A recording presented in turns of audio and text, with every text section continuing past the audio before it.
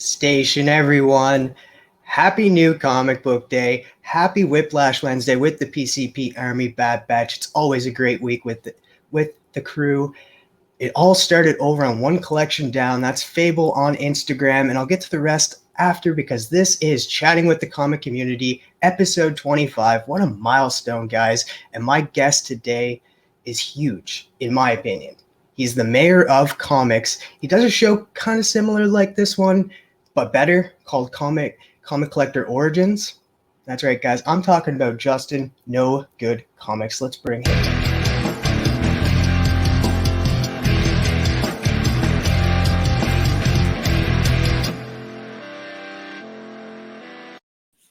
Station, Trav. Station. Dude, that's awesome. Little introduction there. I really like the music and the vibes, man. And I appreciate the kind words, man. I don't know if my show's better per se. You have some amazing guests that I've been watching just recently, and I think you're killing it too, man. And I love that you're doing this. I want more channels to be doing this, highlighting other people in the community because there are just so many great people in this community. So kudos to you for everything you're doing, and thank you, man, for having me on. I appreciate it. Oh man, thank you for coming on. I appreciate that because in my opinion, you are like one of the great channels in my opinion. So that's why I love to highlight the great channels. So that's why I have you on for a special day too, because this is the 25th episode. Yeah, man, that's awesome. That is so cool, man. Halfway to 50. Good stuff. So for the viewers watching that don't know who you are, tell them a little bit about yourself. Yeah, so I'm No Good Comics over on Instagram. I started out over on Instagram. That was, I mean, it's been my home, my place to go when it comes to the community. I will say YouTube has definitely been a thing now where I've taken a dive into and exploring and being part of the YouTube community here. And obviously, as you mentioned, starting to do my own shows and things like that over the past like year and a half or so, and just putting out, regular content. But I mean, I haven't been in comics that long. I mean, I've been into comics for about 3 years, like officially in terms of like going out of my way and actually buying comics, reading comics, talking about comics, and being part of the online community that there is. Prior to that, I liked the movies and I liked like the cartoons back in the 90s, and my dad used to draw comics, and that was about it though. Otherwise, like I really wasn't involved too much. And then I kind of tripped into a comic book store 3 years ago. And a buddy of mine that I was with, he told me I couldn't leave until I bought a comic book because I should always support my local comic shop. And so I was like, all right, sure. So picked up a book, and it was just all downhill from there, and just started reading more, collecting more. And then on top of that, like I had no one to talk to about it. So I went on Instagram, and sure enough, quickly discovered that there's this community aboard. And as I was starting to post more and more Instagram pictures of all my books that I've been buying, I would just see the same faces, the same names come up, whether it's in the comment section or DMing me or just, talking comics. And like I said, it's been like 3 years now. So it's been amazing to see all the different people I've met, the experiences I've had, whether it be people on my channel or me hanging out on other people's channels, people I've met in person, different Comic-Cons and things like that, AOKs that have been given to me, books that I've been giving to other people, like the whole experience all around. I mean, if anyone's new or just getting into this hobby, really explore the community part of it, because that's what really, to me, makes the hobby 10 times better than just reading a comic book. Like it's all in one. But anyways, that's other than that, yeah, man. I mean, I'm into just collecting, reading, and hanging out with the community. I think that kind of sums me up there. That's awesome. So you say you started collecting 3 years ago. Like what was the series that you kind of got like drew you right into collecting like on a regular? Yeah, so it was the writer was Jerry Duggan, and he was writing Infinity Wars at the time, and that series just came out I remember the first issue was on the shelf when I went in. I think it was a Wednesday. It just so happened to be a Wednesday that my buddy and I walked into the shop, and I didn't know anything about it, and I just assumed like it was.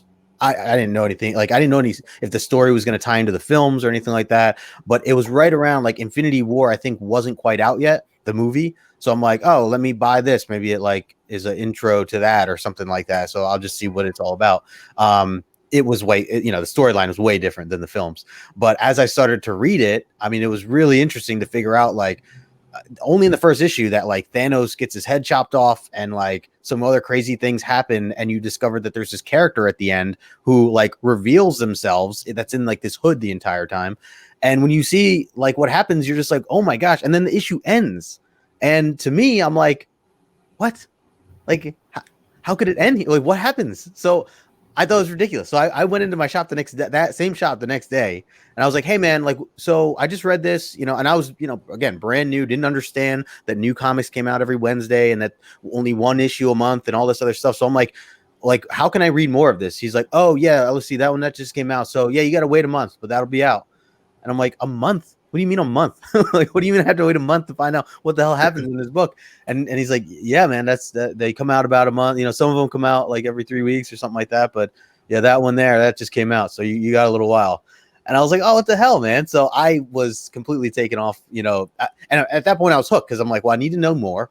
And I was like, in the meantime, what else do you have that's like similar to this? And he just pointed me to the new comic book wall, and I just started like picking through some of those things. And then I was just hooked, man. I didn't understand. It's silly. Like, I look back and laugh now because I just feel like I should have known that, but I'd never realized that new comics were kind of like TV shows, like how there's like a new episode every week or whatever, or at least it used to be. It was kind of like that, where it's like, stay tuned, come back next week for more or whatever. Only this you got to wait a full month.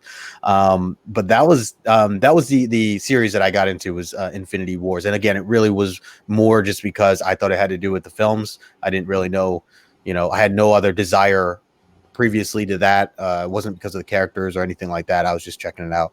But after that, man, I mean, I dove into everything. I just started buying a ton of things, and some things I didn't like, some things I liked. But that's kind of, as a new comic book hobbyist, that's, I think, the way to go, right? You have to kind of explore, because you just don't know what you like yet. You don't know what's out there. So it's hard to just say you like one thing if you don't even know some other really great books are out there that you can't judge them for.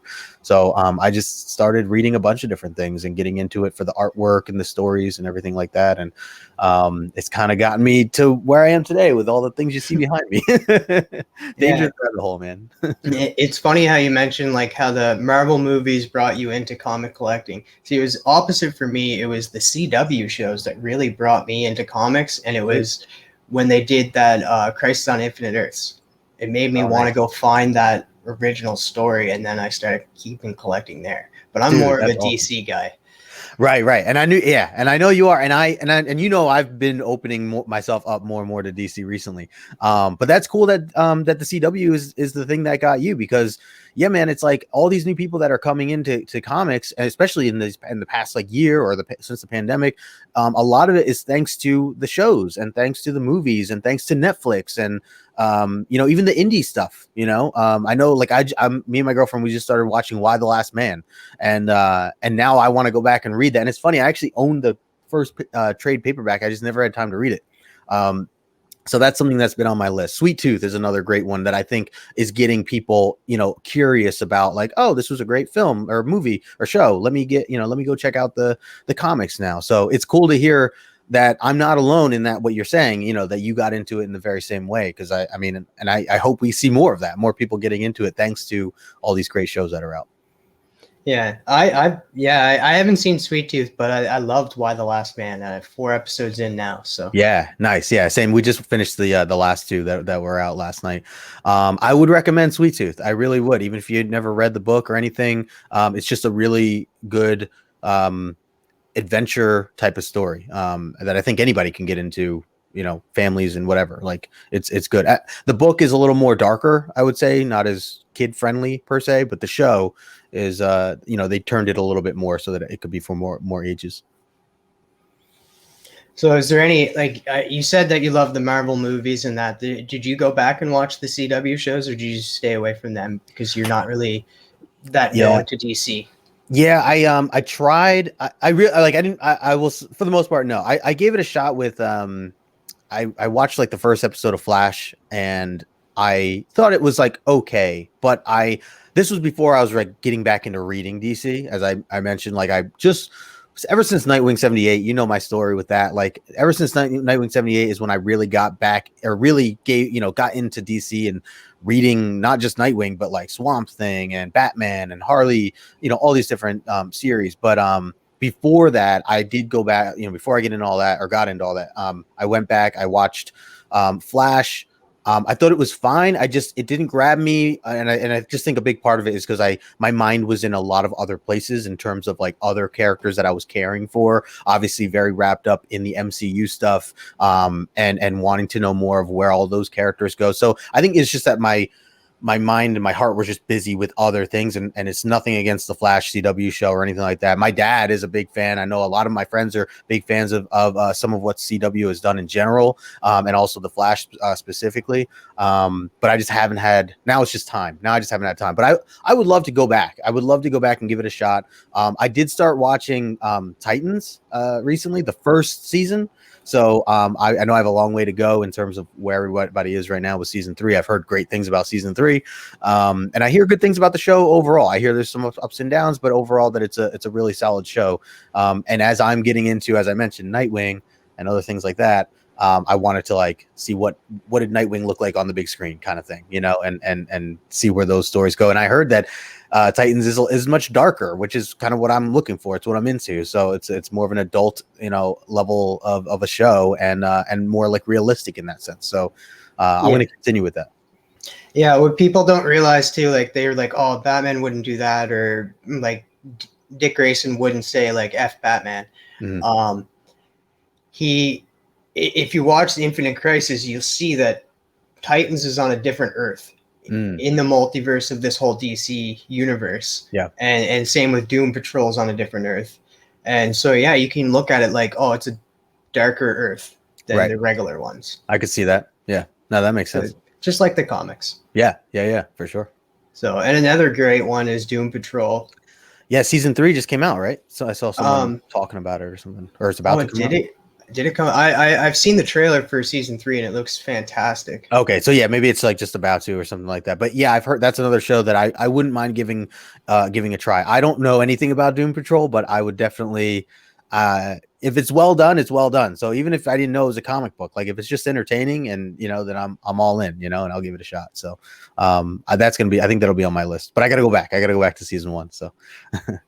We'll see. Yeah, that's I knew nothing about the characters going into the series, so yeah, but I really enjoyed it. And it's a different take because, like, even at the start when Alan Tudyk is talking, he's like, "This isn't a story about heroes. This is a story about zeros." Mm-hmm. So like, it's not a hero story, and like these people like have real problems. It's not like, oh, these people have superpowers, they're gonna go save the day. It's like, no, these people have these mutations and they're dealing with how to deal with these mutations. Right. Yeah, it's a whole different take. That's cool. So you did mention 90s cartoons. What kind of cartoons did you grow up with?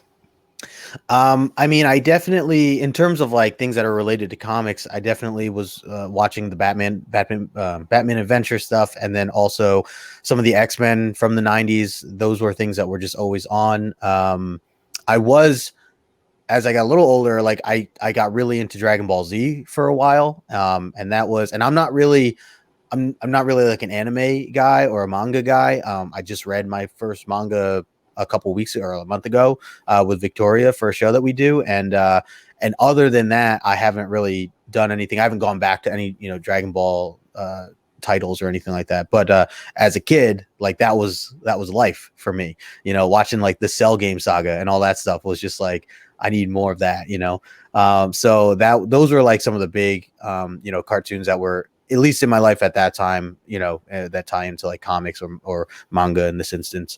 And yeah, I haven't really I haven't gone back. I was thinking about putting on X-Men again, just like I was like organizing and cleaning. I'm like, maybe, I know it's all on Disney Plus. So I was like, maybe I just like throw that on and just have that in the background and see if I remember any of it. Cause I feel like I won't remember a lot of it. They did play on a lot of like what happened in the comics at that time too, and like put it on the show. The same thing with Spider-Man, the animated series. Did you watch that as well? I didn't. Spider-Man was not. I don't know why, but that was not one that I really recall. Maybe there was one or two that were on at some point, but I really don't recall going out of my way to watch any Spider-Man. You should go back and watch it. Yeah. It's good. Yeah, it's good, and it's a little different in that I like the animation, I like the starting of it, and it Yeah. definitely like I think the cartoon was the reason why they kind of anti-heroed Venom, because Oh, okay. people were like attaching to that character and they were like, oh, we can't have Venom as like a villain and people like loving him, so Yeah. like they anti-heroed him up after that show, I think. Gotcha. Very cool.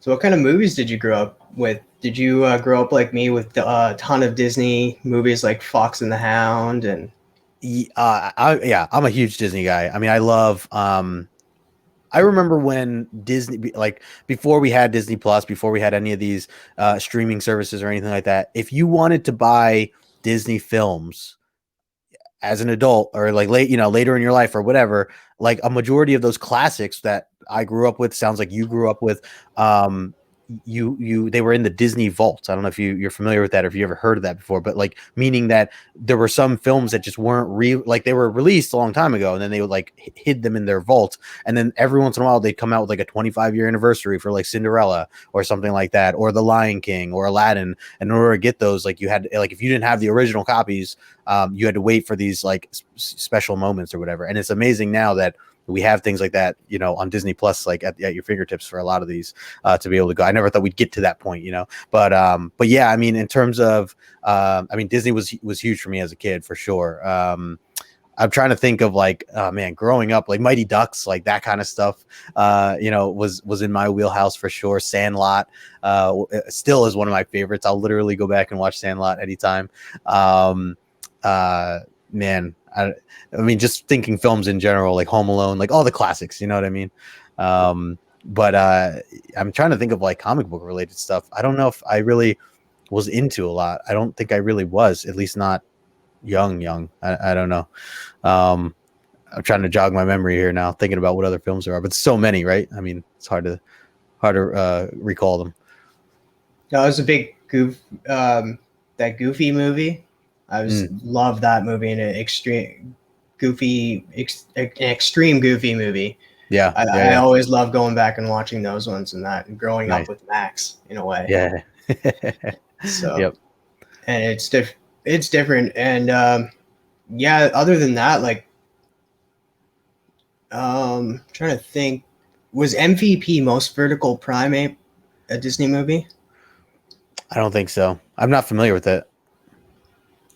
And other than that, for Disney Plus coming out and stuff, I've been going back and watching like Boy Meets World. And we just finished it.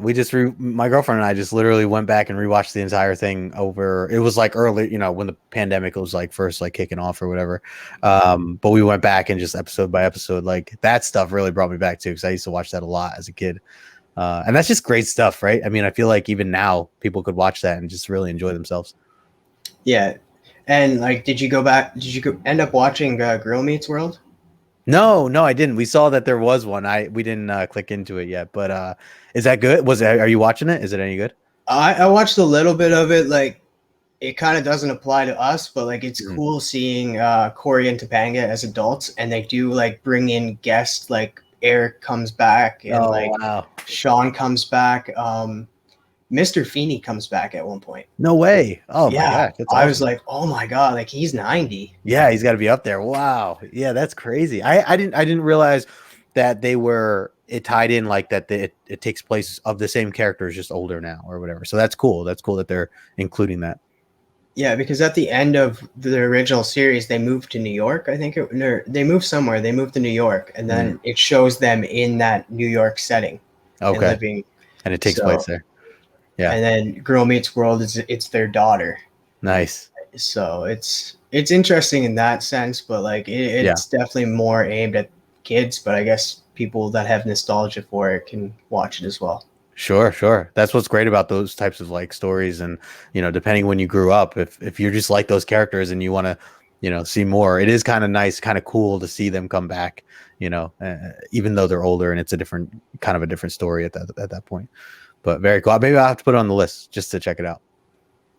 So you've been going back and reading a lot of Swamp Thing and a lot of X-Men. Like, how did that start off? Like, did you go back and just pick up a collected edition and start reading X-Men? Yeah, so it's funny. We were just sharing some of these stories. John and I, John's Comics with Kids. I do a show with him on Tuesdays. We just launched our second season of Omni X-Men, where we take the omnibus of Chris Claremont, one of his series, one of his many volumes, and we break down. Every week we break down a new issue. We have guests on and things like that. But we just had our kickoff show. Well, I guess this is recording Wednesday, so technically yesterday or it was 2 weeks from now. I'm mixing up the dates. Wherever you're watching this, like 3 weeks ago, technically, on the Tuesday through. So we did a kickoff show and we talked a little bit about how we got into X-Men. And one of the things that I shared was that I mentioned the cartoons, but other than the cartoons when I was a kid, I did not really care much for X-Men. I watched the movies when they came out. I thought they were cool. As I got older, but then even that, it wasn't enough for me to explore comics or anything like that. So me being only 3 years into comics, I have no recall on any stories or books, any stories within the comics. So I just kept hearing people talk about Chris Claremont, what this guy Chris Claremont has done for X-Men, from where it was in the 60s with Stan Lee and how he transformed it in the 70s to what it is essentially today, at least a launching point of where things have gone thanks to him and everything that he's done to kind of turn it around. Because I mean, sales were not good in the 60s and they stopped printing X-Men. They had reprints at one point. I think after issue 63 of the original X-Men run. So it just wasn't doing well. And it wasn't until Chris Claremont came in and was like, hey, I have some ideas, and they let him run with it. And he just transformed the story and the characters and really created who they are today.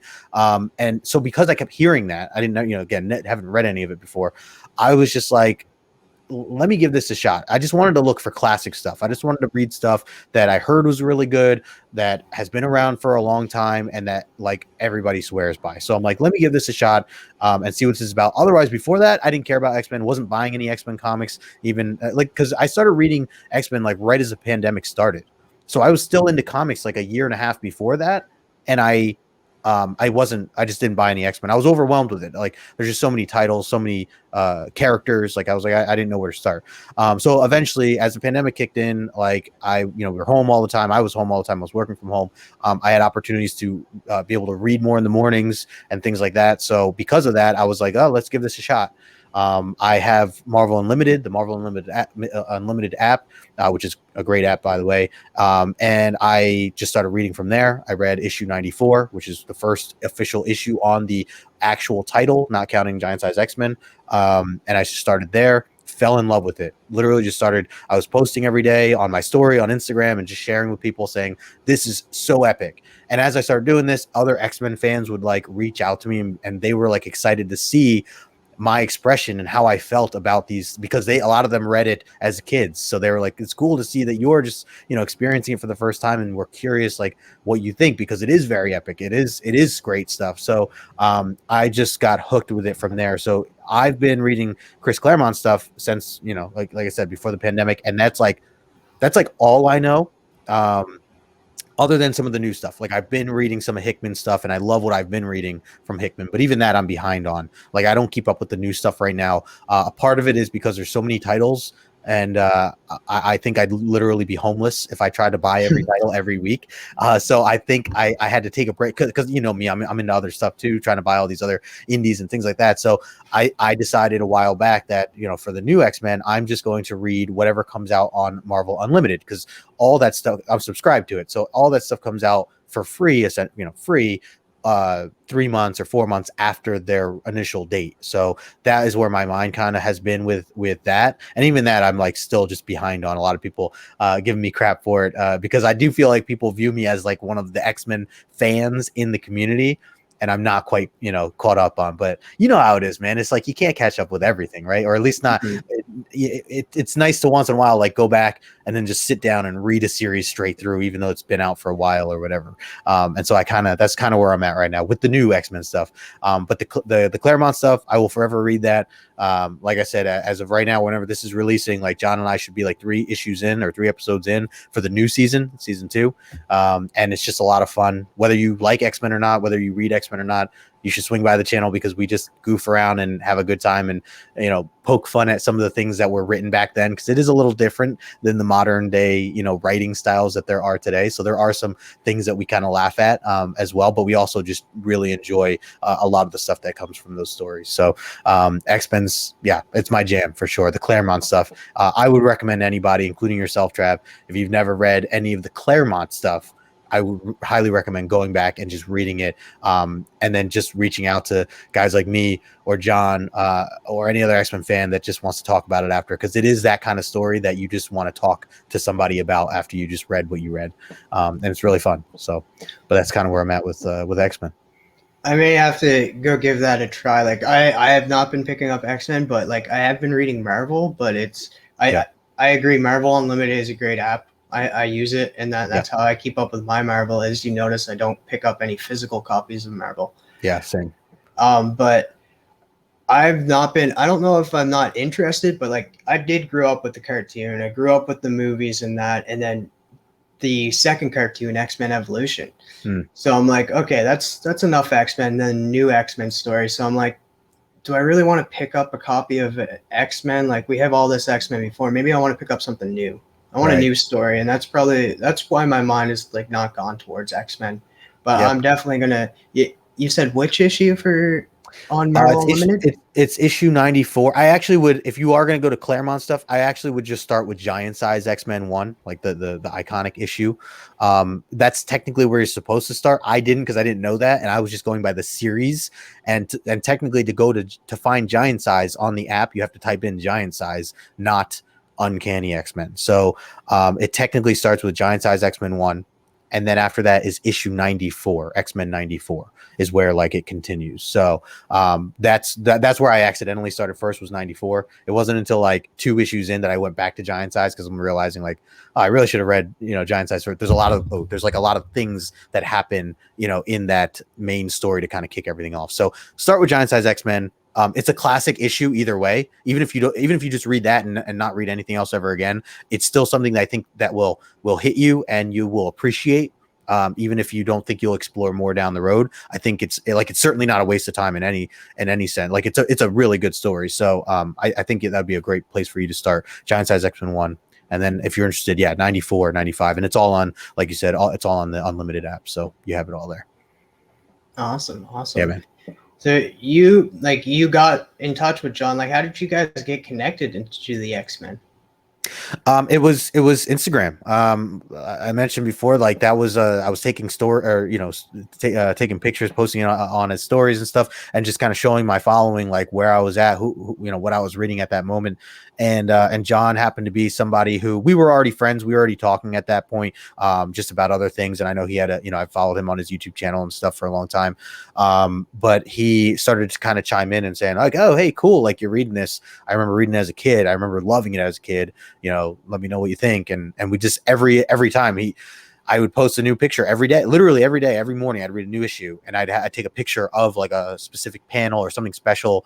And it would like trigger a memory for him where he'd be like, oh man, I remember when this happened. What did you think of this? We just started talking back and forth with every issue. And then from there, I want to say, the newest, they did a newest reprint of the omnibus of Claremont's omnibus, and actually have it right here. So this one right here was the I think it came out last year, like early last year, and I remember John talking about buying it or picking. I don't remember if he got it as a gift or. I think it might have been a gift from his wife, or I forget how he got it, but it was his first one. And I remember I saw it. I really wanted it because I was reading it all digitally. And I just wanted it for the collection, just to have it. It looks so cool. And I never owned an omnibus before. It's my very first one. So I bought it I ordered it, when it arrived. I showed John. John's like, dude, mine just came in too. He's like, I told him, I was like, this is my first omnibus ever. He's like, this is my first omnibus. That's crazy that you have like that, it's your first one and it's X-Men and we've been talking about it. And then we literally just started talking about like, oh, we should do a show where we like break down issues. And then I was like, we should do a show. I was like, let's do that. He's like, it's not a bad idea. You want to do something like that? And we just started talking about ideas, and then next thing you know, we just kick off, like, you know, it was last year. That was season 1, and we just, you know, we finished it up in June of this year. Is when we finished this first omnibus. So it was a lot of fun. We did giveaways. We do trivia questions every week. You know, I raffled off one of these. I raffled off volume 2 actually to one of our viewers. So we're going to do something like that again. We just announced recently some of the things that you can get, you can win. I have some artwork that's actually being done right now, a commission piece that we're going to give away to the viewers later at the end of the season.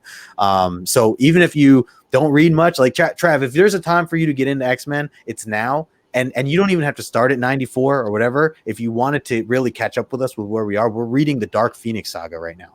And that is an iconic story. I'm sure you heard of it. You know, there's films about it. The films were not as great, but the story is so good. And the comic version is so good. You could jump into that. It starts at 129. And you really could jump in and not be lost. Like, I really think that you could if you wanted to. I think by the time that this airs, we will be at like 135 or so, 134-ish. So, you know, if you want to take some time, read 129. It's 129 through 137. That's like the full, you know, it's like 8 issues altogether. So it's not a lot. It's not like crazy amounts to read, but you know, you could sit down and read some of it. But I highly recommend, you know, swing by the channel sometime if you want. We go back and forth, my channel, his channel. And we just, you know, we host and we have guests on. We could have you on as a guest at some point. You know, we just break down the issue. We talk about what we think about it. We poke, like I said, we poke some fun at some of the corniness of some of the writing. And then we also just talk about some of the amazing parts, and artwork is amazing. John Byrne doing the artwork, Dave Cockrum doing some of the artwork too. Like, it's just an amazing time for like these omnibus series. So, but yeah. So, anyways, that's kind of how John and I kicked this off, and it was all thanks to Instagram, really, and YouTube, I guess I should say, because I followed him on YouTube, even though I didn't have a channel yet. But yeah, I've been by the channel, but like I'd station everybody and then just be like, all right, I have no idea what they're talking about, so I'm out. Like, right. I'll show my support, but I'm gonna head out. Station everybody. Well, and the cool thing is we put the panels up, so we actually go we go page by page and talk about like what happens in the story. So technically, even if you never read it and you just jump in the show with us live, I think you'd be okay. Like, I think you'd be able to follow enough. And like I said, it's really it's a fun time. Like, everybody in the chat, we're all like poking fun at each other. We're all having a good, you know, we're all laughing about certain things. There's a lot of inside jokes that have been developed through this past year, and just fun stuff. So obviously you'd fit right in no matter what. But I would say if you give it a shot, man, you let us know. We'll put you on the show. Yeah, I love how you and John kind of met and how that progressed through. Like, oh, you own it, I own it. Let's do a show, because the same thing happened to me and Herm, because I had the Spawn compendium and he had the Spawn compendium. He was like, you know what? Let's review it. Let's read it. Like, because we both didn't read it, and it was like, this gives us an excuse to read it. Yep. Like, actually open it up and read it. And I'm hoping that when we get the second compendiums coming out in December, that we'll continue with that series. Very cool, man. I will have to. So I know we talked a little bit about you heard I've been like dabbling in Spawn now, and I'm sure you're very excited, because I know you for a while you're like, come on, Jess, you got to get into some Spawn here. You got, you know, don't diss my boy. I really enjoyed that first issue of King Spawn. I really did, and that was my first issue ever. And then I just got done reading the second issue. I'm still, you know, couple things I'm not sure of, but I'm just going with it. I'm going with the flow, trying to figure it out as I go. I know you recommended I should just go back and read a lot of it. Obviously that's a lot to read. I may go to, like, I've had people recommend like starting at 300, just because that's a little more recent times. So I actually might do that. I actually might go back to the 300 stuff, go from there. I do own issues 1 through 6. They were given to me by a friend. It was almost like it was actually my girlfriend's brother who used to collect back in the 90s, and he almost threw his comics out. And I'm like, wait. I was like, let me go through. Let me take a look at what you got. And he had all like first 6 issues of Spawn. So I was like, all right. So I do have those. And maybe the compendium is a way for me to go eventually one day to get into that, or even just to read some of it to keep up with you guys. I think it'd be fun to, you know, jump in as the second one comes in, just to watch your show and be able to chime in and understand where your guys are at, kind of. But you know, I'm down to give it a try. And that the what I've read so far is pretty cool. So you know, but I might be coming back to you for questions now and again. So don't, bear with me if I'm like clueless on some things. I do agree though, the 300 is a good point to like continue for like new readers if they don't want to go back and read it. But like there is characters that are coming back that haven't been around since like even the first 50 issues, like Kygor is coming back into the Spawn universe, and I forget his name. Cog it was in the original series too, and he just made his reappearance back in like issue 300 and something. Okay. 316, I think. Cool. So they are bringing him back though. That's cool. So yeah. And then he did make another appearance in Spawn's universe. Oh wow. Okay. So I love my toy collecting too. I love my Spawn figures. They're easy to pick up too, because like I unpack them. So like if the package is like kind of damaged or looks brittle than that, like they sell them for $5. I'm like, I don't care.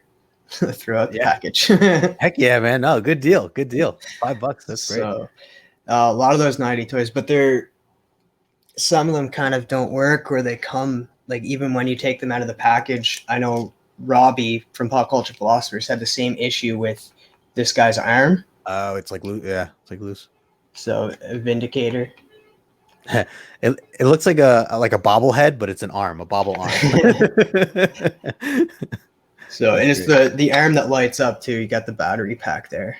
Nice. Very cool. Very cool. So are you into collecting toys? I know you have some statues, but I don't know if you have actually figures of toys or anything.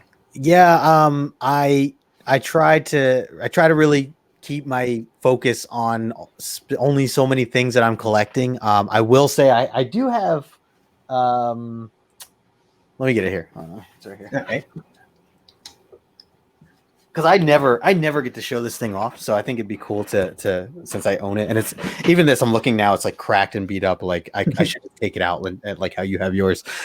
This is the only, I think the only toy that I have, but it's Star Wars, and it's right as the film came out, the first one or the first of the the new stuff. It's an Elite series, but Rey and BB-8. You could see you can see how it's like cracked here.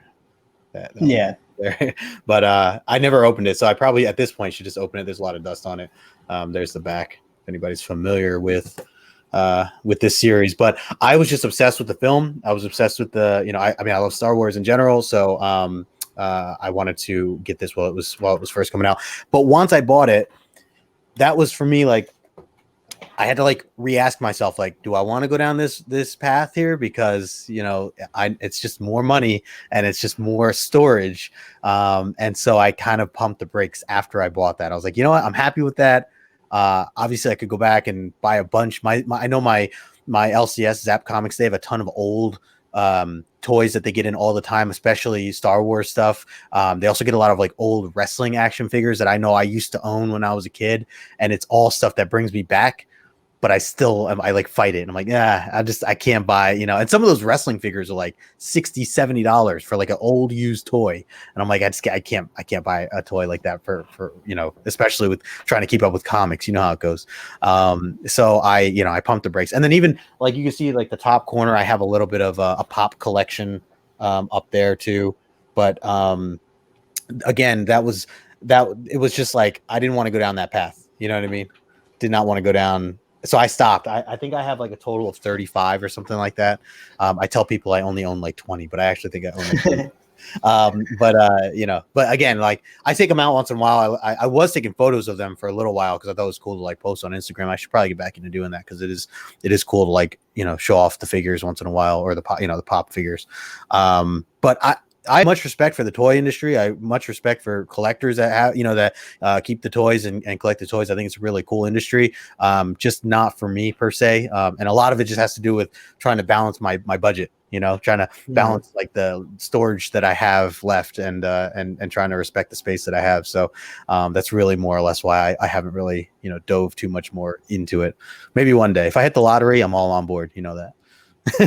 Yeah, you don't see too many people that are collecting both. Like they'll find toys, but like for cheap, like discounted toys, like I was saying with my Spawn.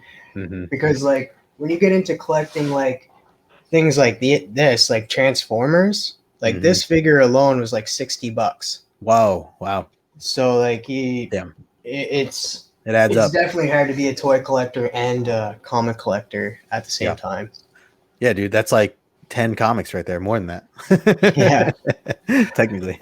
So it does get pricey. And Yeah. with pops, like those are actually fairly cheap, but like they do have a following, and there's like actual protectors, like I've seen plastic them. protectors that you can put your pops in to keep the dust away. Yeah, I mean, I was just at Terrificon not too long ago, and I saw that there were like pop vendors that were selling these things, and they were like selling the old ones. And these pops now, I mean, there's some out there like collector's editions that are like worth a lot of money, hundreds of dollars. And I'm like, damn, like, and that's even more so why I'm like, I really can't get into that stuff. I remember seeing like an old school Daredevil and an old school Nightwing, like really like it looked like the original pop Nightwing, and I'm just like it looked really plain almost, but it was like $100. I'm like, no way. Like I can't do that for Nightwing, but it looked cool. But yeah, I think it's one of those things, like, unless you got into it really early, you know, you're going to pay a pretty penny for at least for the old stuff.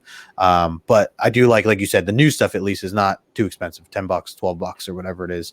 You know, but again, just kind of running out of space, running out of room. They do look nice though. Like they look nice as like a decoration. But other than that, that's as far as I'll go with them. Yeah, some look better than others in that. And like I have a Red Hood versus Deathstroke, and it has like I actually still have it packaged, but Mm. it's them coming at each other, and Oh, there's a sweet. platform. So there's an actual stand. So when I take it out of the box, it has a stand, and it's them coming at each other, Deathstroke and Red Hood. That's cool. Very cool. So, um, also like a lot of people collect like the numbers. Like I remember, I don't know if you've heard of Dave's Dungeon. Um, he's a Not good familiar. friends of he's good friends with Chamorro Cinema. That's how I got introduced to Dave. Oh, And nice. he's from Minnesota too. He went through it. He does videos sometimes and shows off his collection of like 1 through 30. Oh, Like he wow. has them all one to like he has a huge collection of That's pops. cool. That's cool. Yeah. Yeah. Yeah. I could see that. That's a cool way to go about it too, going in order like that. So yeah, and you've gotten into slabs, haven't you? Yeah, here and there. I mean, obviously I have the, you know, some of the slabs behind me. I don't have many. I think I have like one little short box and then what's behind me there, and like a couple, like the one there on the wall or on the shelf. But I'm not like huge into the slabbing activities, I guess you can call it. If I want something and I want it preserved and it's, you know, if it's already pre-slabbed, like it's already slabbed, I'll buy it slabbed like that. It's just easier. It's more convenient. I don't like going through that hassle of sending books in. And I mean, it's exciting as it is, because I did do it. I did it twice ever, like sent books in. It is exciting to get back and do an unboxing and a reveal and what grade did you get and all that other stuff. It's fun. That's a fun aspect of it. But it's expensive. It takes a long time. I know that these companies are taking even longer now, more so than ever before.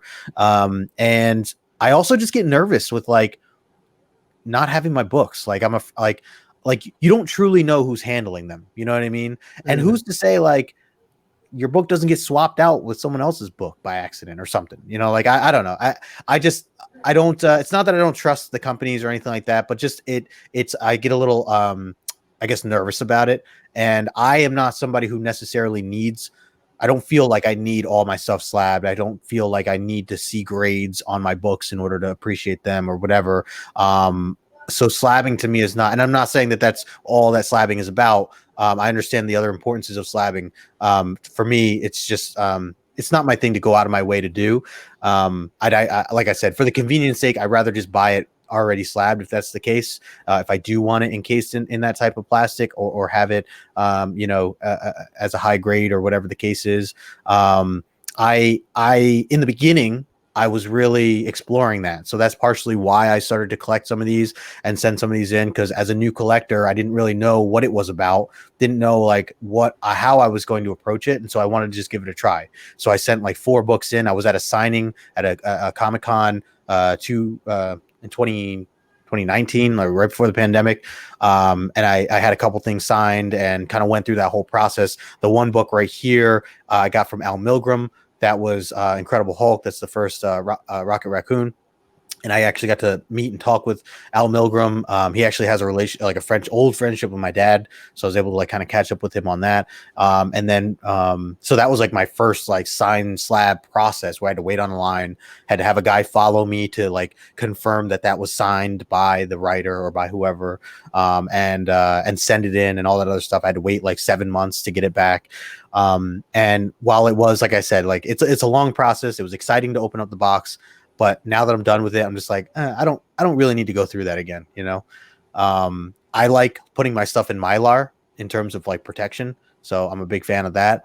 And like I said, I have some other stuff that's slab, and I'll keep it slab. I don't like to crack anything or try to upgrade anything. Whatever it is, I'll keep it as is, and go from there. But, you know, I'll still continue to buy slabs once in a while. I have nothing against them. I just don't want to have like all my books slabbed, I guess you could say. Yeah. I do appreciate like the rawness of a book, you know, and I do like to be able to flip through, especially the older Silver Age books. Like if I buy one of those, I like to like, you know, take pictures of it, put it up on Instagram and just kind of show it off or whatever. So I will take time to do that once in a while with some of the old books. But if it's a special book, you know, I would like to have it slabbed. If it's like I have X-Men 1, and that to me, like I'll always keep that in my slab, you know, and obviously it's signed by Stan Lee. Like I don't want to mess with that, you know, just keep it as You're never going to be able to get that signed again. So no, exactly. And I just don't want any damage to happen. So it's safe. I have, my shop does these. I do have books at CGC right now, but my shop does this thing where you can pre-order books, and like they give you the option to be like pre-order as a 9.8.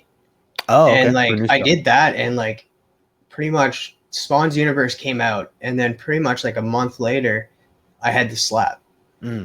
So it was like right quick. So I was like, yeah, Spawn's Universe 9.8, that's my only 9.8. Nice. And I got it because it's Spawn's Universe. It means something to me, and I also have the raw copy too, so I'm not too worried about it.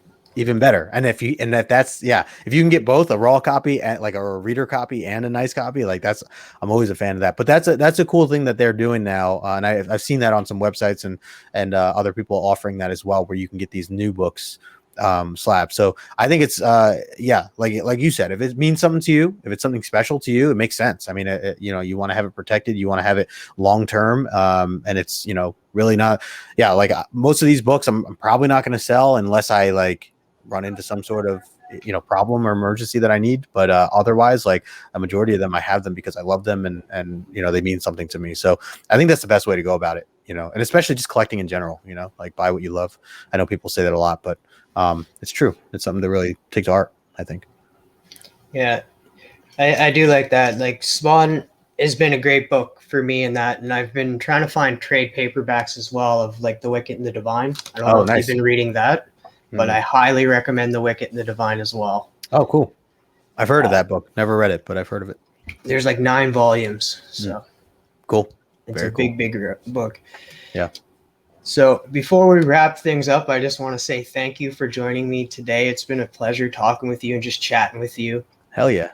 Absolutely, dude. Trav, thank you so much, man, for having me on the show. This was, I know, a long time coming. I know that I know you're going to be a guest on my show soon enough, coming up shortly. So I'm excited for that. And, you know, I've talked about you before, man. I just appreciate everything you do for this community.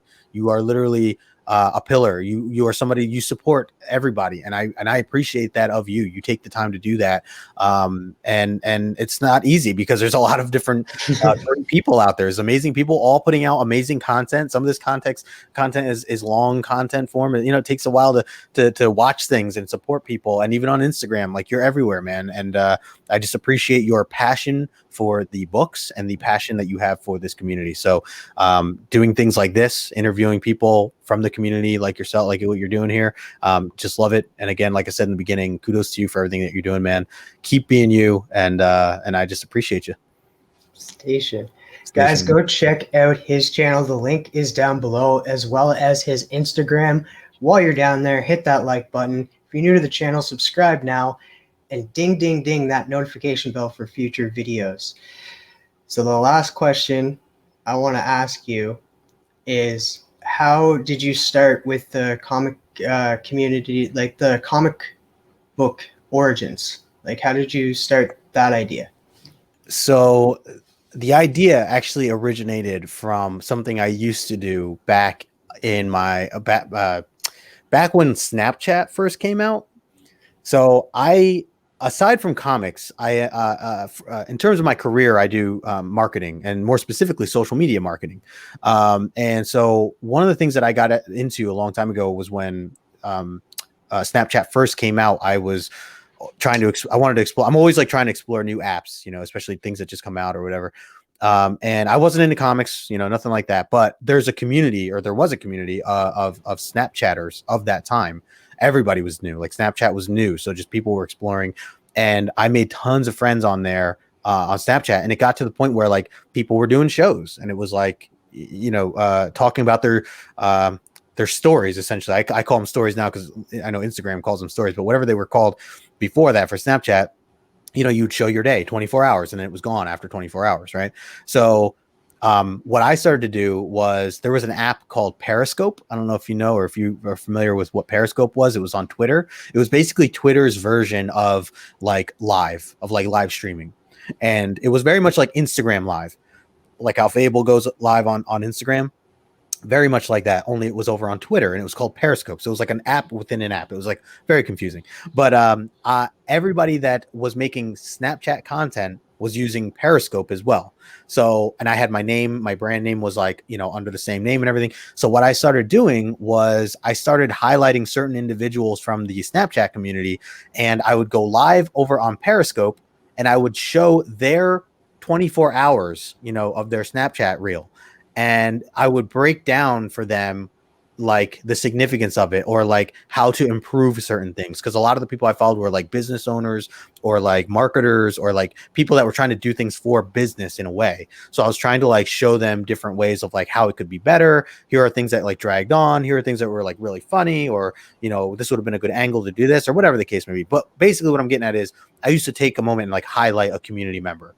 And it was very popular. And of course, like everybody wants to be recognized, for one thing or another. And on top of that, my biggest thing was for this hobby, as I started to really meet people and get to know people over on Instagram, I wanted to, and I've always been like this, but I wanted to like introduce, like I'd meet a cool person and I'd want to introduce that cool person to other cool people that I already met.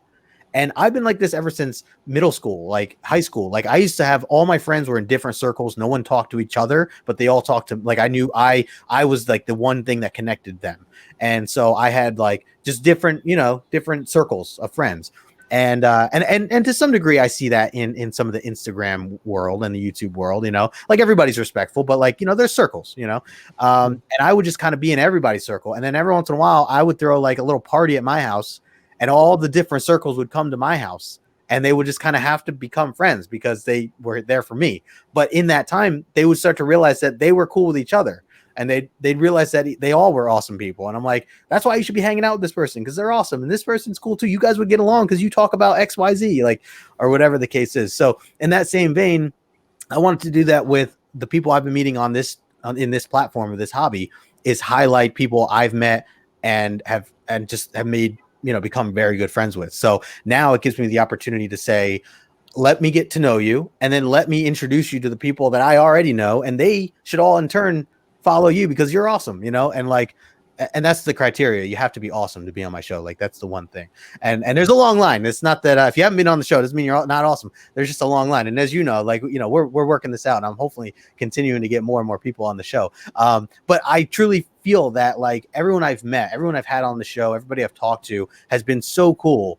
And it makes me want to shout to the world, like, hey, follow this person because they're awesome. They're just cool. Like, and whatever, like you'll like something about whatever they do. You'll have something that they're into, that you're into. We're all passionate about comics. So that's the biggest thing. Even if you're not, you're a DC guy. I was a Marvel person, like it, and now I'm like transforming, and now I'm learning from you. If I want to get into Spawn, I'm coming to you, but at least, I know you, and I'm glad that I was recommended to you, and all, like, I'm just glad we're all connected. So to me, it's an opportunity to, again, recognize cool people, and then tell all my friends, like, you should be talking to this person because they are cool, and I'll tell that person, go talk to them, because we all love comics. We all love something about it. And I think everybody will, I just want everybody to get along, everybody to have a good time in that sense. So I'm always just trying to bring people together, I guess is the short answer of what I just said. And you find out new things about people, because like, I didn't know that you were like, it was just for a second that you mentioned it, but wrestling, I didn't know that you were into wrestling at all. Oh yeah, man. I used to be. I haven't watched as much. I was for a little, like trying to keep up again, like trying to dabble with it, but I just couldn't like fully get into it. I used to love it though, like back in the day. That was my jam, man. I had all the wrestling figures, and me and my cousins used to always play with the action figures and stuff like that, and act out like some of the things. I remember we like anyone who's into wrestling, I'm sure relates to this, but like if you had a pool, like everybody, like you'd be doing like wrestling moves off the deck, like when you're like jumping off into the pool or whatever, like all that stuff. So or you'd move your mattresses and like off your beds and stuff. Yeah. Oh my God, dude. I remember having neighbors who were like, I was younger at the time, too much younger. Like they were like 4 or 5 years older than me, and they would legitimately wrestle. And they had like fake belts that they made out of like cardboard and like spray paint and stuff. And they would like play music and walk out, and they had a trampoline. They would do it on like a trampoline. And I remember I was like middle school at the time. And I just remember like I was too young. Like they looked at me as like, you're a little kid. Well, you'll get hurt, like just watch, And I still like was there just to watch because I just loved wrestling. But they were all into it. They were wearing their NWO shirts and all these different things, repping the different wrestlers and stuff like that.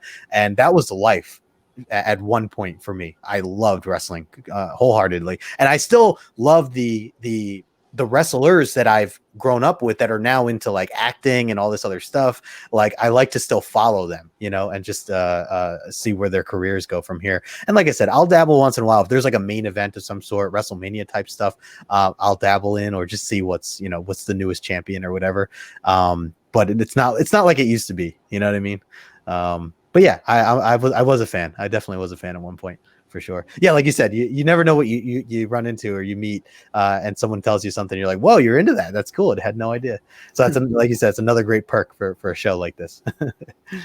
Well, this has been a lot of fun, but the fun does not stop here. Like I said, it's Whiplash Wednesday with the PCP Army Bad Batch. It all started over on one collection down. That's Fable on Instagram. Next up is Nick Comic Culture, probably dropping 2 videos today because he's overcompensating for something.